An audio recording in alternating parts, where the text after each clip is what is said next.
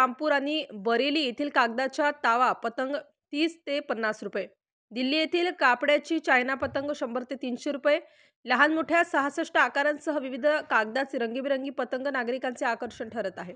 दरवर्षीप्रमाणे यंदाही नायलॉन मांजा विक्रीवर बंदी असल्याने कागदी, प्लास्टिक कोटेड तसेच केवळ प्लास्टिक कागदांच्या पतंग सध्या विक्रीस आल्या आहेत.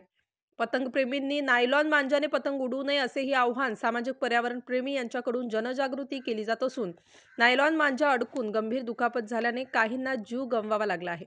यासाठी सामाजिक संस्था, पोलीस तसेच महापालिका प्रशासनाकडून नायलॉन मांजाचा वापर टाळण्याबाबत जागृती करण्याची मागणी नागरिकांनी केली आहे. स्टार न्यूजसाठी मोहसिन पठाण, नाशिक.